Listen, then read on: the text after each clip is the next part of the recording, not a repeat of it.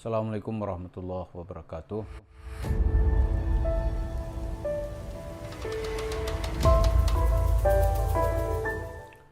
Para pemirsa, Yusuf Mansur di dalam bukunya Mencari Tuhan yang Hilang itu pernah berambisi untuk setara dengan dai kondang Zainuddin MZ. Tapi kemudian apa yang dicapai oleh Yusuf Mansur? Yang pertama, apakah dia sekondang Zainuddin MZ dan endingnya seperti apa gitu. Zainuddin MZ itu mulai tahun 80-an menapak karirnya, dan tahun 90 dia mencapai puncak popularitas. Puncak popularitas dia disebut oleh Menteri Agama Tarmizi Tahir saat itu dengan dai sejuta umat. Jadi di eranya itu Zainuddin sangat komunikatif dan dia disebut dengan dai sejuta umat. Kalau dia melaksanakan tabligh akbar itu ramai. Dan pada tahun 2010 kalau tidak salah Zainuddin MZ dipanggil oleh Allah.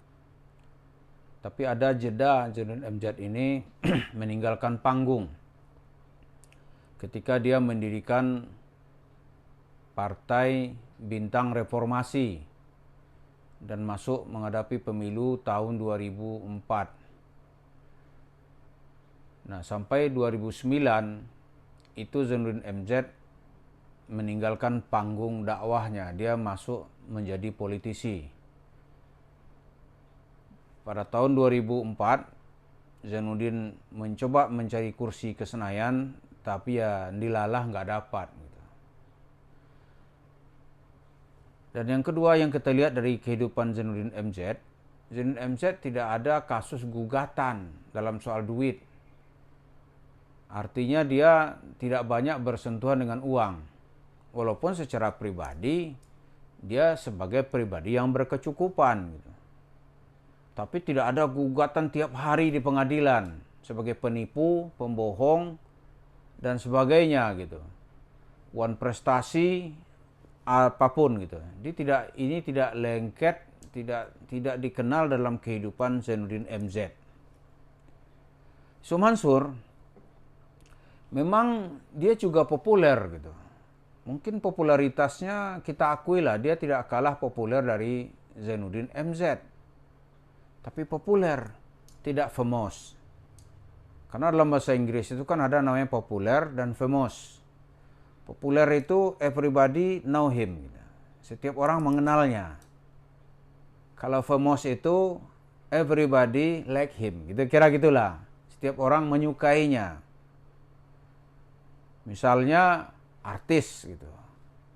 Artis yang populer misalnya yang top gitu, katakanlah yang baru pulang dari Amerika kemarin itu, siapa itu, Putri Apriliani ya, itu dia populer gitu, orang menyukainya. Nah, selain populer dia juga terkenal, kira-kira gitulah. Dia populer dan terkenal di bahasa kita. Nah, Yusuf Mansur orang juga mengenalnya, tapi pengenal dalam tanda kutip negatif gitu. Dia dikenal sebagai pengepul sedekah, ya kan, pengumpul uang, cerita omong kosong, dan ciri-ciri yang negatif gitu. Dan kasusnya tidak berhenti dan terus-menerus di pengadilan. Kerjaannya yang menjual sertifikat orang, dia rental mobil, nanti mobil itu dia jual gitu. Itu cirinya gitu. Dan persamaannya dia sama-sama membawa istilah dai, ya kan, atau berlabel ustadz. Zainuddin MZ juga ustadz, Yusuf Mansur juga ustadz.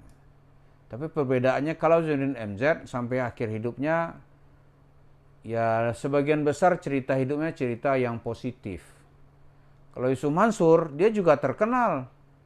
Katakanlah dia juga populer, tapi populernya itu sebagai ciri-ciri yang negatif gitu. Kang tipu gitu kan, pembohong kelas wahid, kasus terus, dia menipu orang di mana-mana dengan bahasanya itu bahasa agama, yaitu sedekah, investasi, tabung tanah, bangun hotel, hotel syariah, macam-macam gitu. Tapi akhirnya nanti ternyata itu hanya sebuah modus untuk mendapatkan kekayaan. Nah, kalau dibanding Zainuddin MZ dengan Yusuf Mansur, kayaan mana gitu? Hakul yakin Yusuf Mansur jauh lebih kaya. Karena Zainuddin MZ walaupun dia juga kaya, tapi kekayaannya tidak triliun-triliunan begitu. Tapi Yusuf Mansur kekayaannya itu triliunan. Warung steak and shake-nya saja gitu, mungkin lebih dari 100. Dan dia membeli tempat-tempat itu di tempat-tempat yang strategis. Beli. Nah, kemudian banyak lagi usaha-usahanya yang lain yang dimiliki sendiri gitu. Dan MZ dia masih mau berkomitmen, ya kan? Dia masih mau berkomitmen untuk membela orang-orang yang lemah.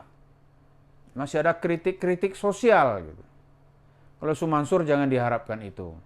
Jadi itu cita-cita Yusuf Mansur, dia memang telah sepopuler gitu, Zainuddin MZ. Tapi gitu, dia tidak terkenal seperti Zainuddin MZ. Dia populer tapi tidak famous. Kalau Zainuddin MZ mungkin lebih cenderung kepada famous man gitu kan. Jadi dai yang disukai oleh pendukung-pendukungnya.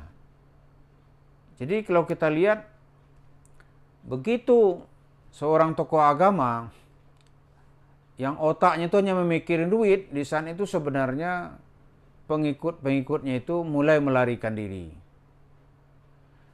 Perbedaan berikutnya antara Yusuf Mansur dengan Zainuddin MZ adalah, Zainuddin MZ itu ketika berbicara itu ada pijakan-pijakan ilmiah, ada kutipan-kutipan buku. Saya pernah mendengar Zainuddin MZ itu di Masjid Sunda Kelapa. Itu saya sangat terkesima ketika dia mengutip mukadimah yang ditulis oleh L. Stoddard ketika membicarakan kondisi umat Islam di dalam bukunya Dunia Baru Islam. Dia begitu hafal mengutip bagaimana Islam dan agama-agama lain. Misalnya Zainuddin MZ mengatakan kalau agama Kristen itu mendapat pencerahan, pertolongan setelah Kaisar Konstantin membela kekristenan. Begitu juga nanti Buddha, Hindu, itu ada raja-raja yang membela. Dia ceritakan nanti Islam dibawa oleh Nabi Muhammad dari Jazirah Arabia. Dari seorang diri dan pengikutnya orang-orang lemah, kelompok fukara, masakin, dan kaum mustad'afin.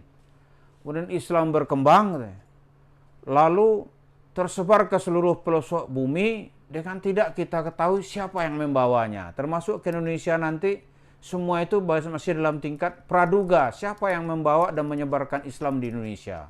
Begitu MZ memulai dan mengutip bagaimana dia mencoba cerita perbandingan agama gitu.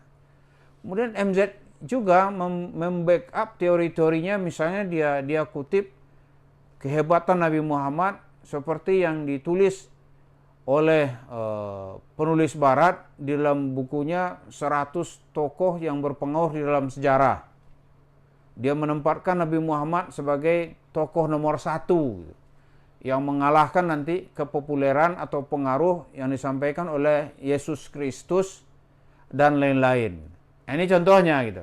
Kalau Yusuf Mansur itu nggak ada yang didapatkan kecuali bagaimana cerita-cerita yang tidak masuk akal, menyuruh Tuhan ke pasar, menselawatin ikan. Nanti kalau ikan diselawatin punya uang serahin aja. Tujuan nanti bagaimana kalau dia minta duit serahin aja gitu. Nanti Tuhan yang memasak di dapur, ikannya nanti sampai ke tempat makan dimasakin oleh Allah. Ini kan cerita-cerita manusia-manusia yang kita bilang sinting. Jadi kalau dibanding dengan cerita Zainuddin MZ jauh gitu. Karena itu segi daya tahan, Zainuddin MZ ini daya tahannya lama, walaupun sudah lebih 10 tahun dia meninggal, tapi ceramah-ceramahnya masih enak gitu.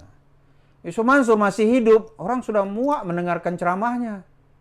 Bahkan di banyak tempat dia akan ditolak gitu. Karena cita-cita dibanding kedua ini, satu citanya lumayan tinggi. Kalau ini cita-citanya bagaimana mendapatkan uang, nggak lebih dari itu. Jadi Yusuf Mansur popularitasnya kita lihat ya mungkin menyamai dengan popularitas Zainuddin MZ. Karena ya zaman dan era berbeda, tetapi Zainuddin MZ mengakhiri hidupnya dicintai oleh masyarakatnya. Sementara Yusuf Mansur masih hidup, saya sudah dicaci maki oleh pengikutnya. Inilah yang bisa kita lihat, kelompok yang bercerita tentang duit dan kelompok yang masih mengandung idealisme di dalam menyampaikan dakwah Islam. Terima kasih. Assalamualaikum warahmatullahi wabarakatuh.